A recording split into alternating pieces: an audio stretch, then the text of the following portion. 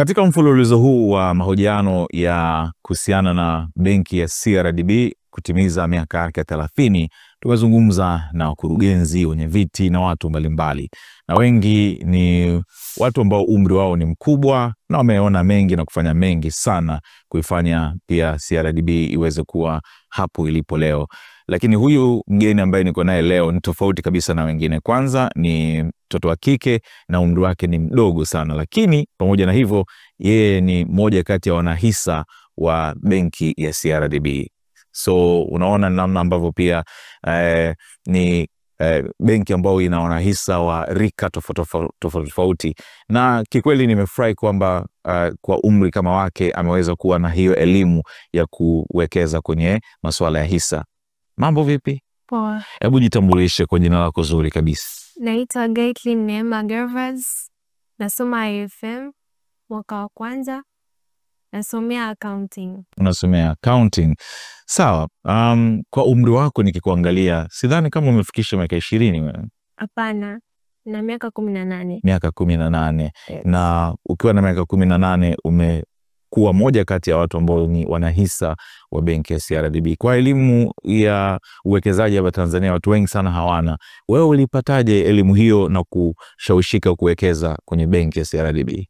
Elimu ya uwekezaji wa hisa nimepata kutoka kwa wazazi wangu ambao wamekuwa wakinisisitiza kuwekeza katika hisa za CRDB. Wamekuwa mfano kwani wao pia ni wanahisa. Kila nikipewa hela matumizi naweka akiba nikiwa na akili kwamba natakiwa kuwekeza. Yeah. Na umekuwa mwanahisa kwa miaka mingapi sasa hivi? Tangu nilivyokuwa form 1. Oh, so ni muda mrefu. Yeah. Wow. Umewahi kuhudhuria kwenye mkutano wowote wa wanahisa? Hapana, sababu nilikuwa kwenye series ya kwenda shule, boarding. Yeah. Yes. Na unajisikiaje kuwa mwanahisa wa CRDB? Najisikia vizuri kwa sababu imekuwa faida kubwa sana. Sitoiona sasa hivi lakini nitaiona mbeleni umri ukizidi kwenda. Na umekuwa ukiwashawishi pia watu wako wa karibu, hasa labda wanachuo wenzio, kuhusiana na kwa nini ni muhimu kuwekeza? Yes, wadogo zangu haswa, kakaangu, wadogo zangu pia wao ni wawekezaji wa hisa. Ndio. Sawa. Na thamani ya hisa za benki ya CRDB unazionaje? Unazithaminishaje? Thamani ya hisa as we all know inazidi kupanda kila mwaka. Kwa hiyo ina fluctuates. Sio, yani mtu yote anaweza kununua hisa za CRDB, sio bei sana ambapo ukisema sina hela kununua, hapana. Mtu yote anaweza kununua, uwe mwanachuo, uwe na umri wote, anaweza kununua hisa za CRDB. Kwa mfano, ndio upo mwaka kwanza Yes. Okay. Ukamaliza chuo, ukapata kazi, ukapata ajira, ukaanza kupata mshahara wako, bado utakuwa na hamu hiyo ya kufanya uwekezaji wa hisa za CRDB? Ndio.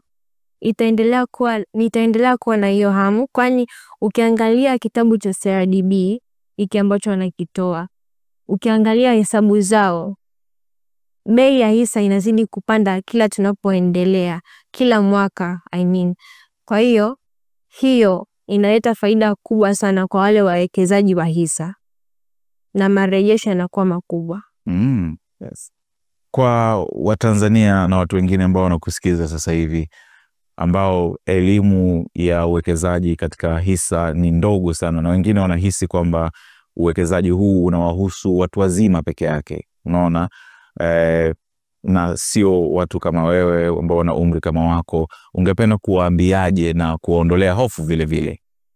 Ningependa kuambia kwamba wawekeze na pia washauri watoto wao kuwa na nidhamu, wawafundishe watoto wao kuwa na nidhamu ya matumizi.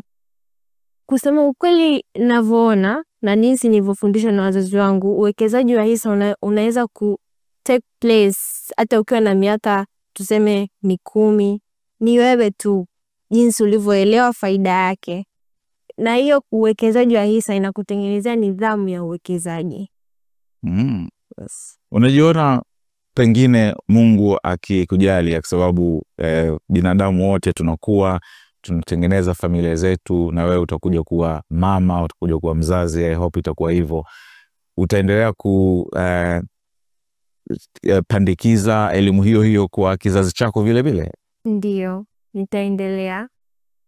Kwa sababu nimetoa kwa babangu anapenda sana ya mambo ya uwekezaji na amekuwa source yangu kubwa ya kunishauri. Kwa hiyo yes sana, ningependa sana na mimi niwafundishe watoto wangu hivyo babangu alichonifundisha. Sawa sawa. So unahisi kuna tofauti yoyote kati ya hisa za CRDB, kwa sababu kwenye soko la hisa Dar es Salaam Stock Exchange kuna makampuni mengine pia yamewekeza hisa, yameweka hisa zao pale na watu wanaweza kuwekeza, kununua. Unahisi kuna tofauti yoyote kati ya hisa za benki ya CRDB na hisa zingine? Tofauti naona iko kwenye aina ya wawekezaji na mfumo wa umiliki. Kwa mfano, bodi ya CRDB imejumuisha wamiliki wa aina yote wa hisa, wale wanaomiliki 1% chini ya 1 na wale ambao wanamiliki 1% juu ya 1 na mpaka 10 na wale ambao wanamiliki juu ya 10% na kuendelea. Wote hawa wanaweza kuchagua wajumbe wa bodi. Kwa hiyo ndo tofauti kubwa. Unasoma accounting ya FM, na accounting ni masuala ya benki na masuala ya fedha zaidi.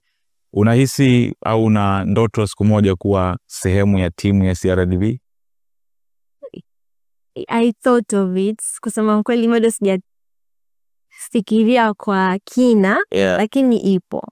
Anda Mungu akinijalia vingine. Si unajua maisha hatupangi, ni Mungu ndo anajua. Sasa na tangu mwanzo wewe ulikuwa na mwelekeo huo wa kuingia kwenye fani ya uhasibu, ama wazazi wako pia walikushawishi kama walivyokushawishi kuingia kwenye wanahisa wa CRDB kusoma accounting?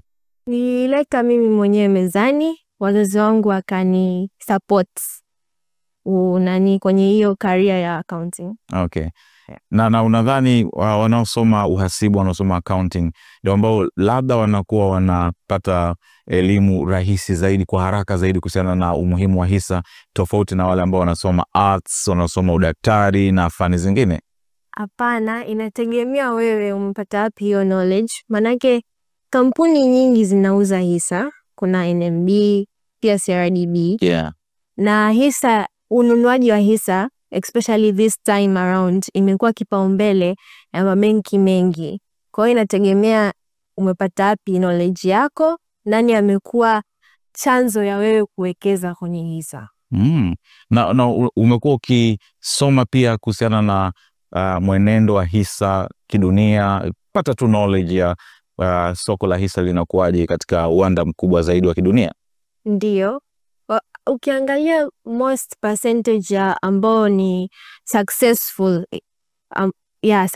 people in the world, most of them ni wawekezaji wa hisa wakubwa. Yes.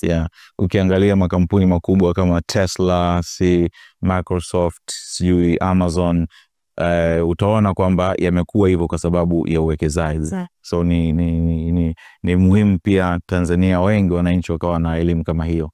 Nimefurahi kiukweli kuzungumza na wewe. Labda kama una la mwisho la kuambia wanahisa watarajiwa, labda kuna wengine ambao watashawishika kufanya kama ulichokifanya wewe, ungependa kuwaambiaje?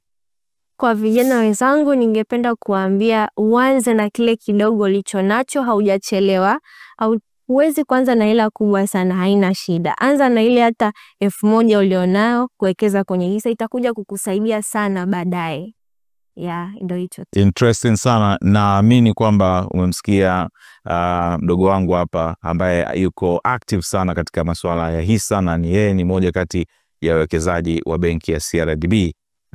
Na amekushauri vitu muhimu sana kuhusiana na kwamba sio jambo la watu wazima tu ama watu wenye pesa au matajiri tu, kwa sababu nadhani kuna hiyo notion kwamba hisa ni za washua peke yake. Hapana, hata wewe mwenyewe unaweza ukawa moja kati ya wamiliki wa hisa za CRDB. Nikutakia kila laheri, na nitafurahi siku moja baada ya miaka 6, 7, 8 nasema I know this girl, nilizungumza naye kuhusiana na hisa, na furahi kwamba kafika hapo sasa hivi. akipaa, Ndio pia. au sio? Masomo mema. Asante. Sawa, mimi naitwa Frederick Bundala. Asante kwa kuwa nasi katika mahojiano haya, na tukutane tena katika session nyingine tukiangazia miaka 30 ya benki ya CRDB. Kwaheri.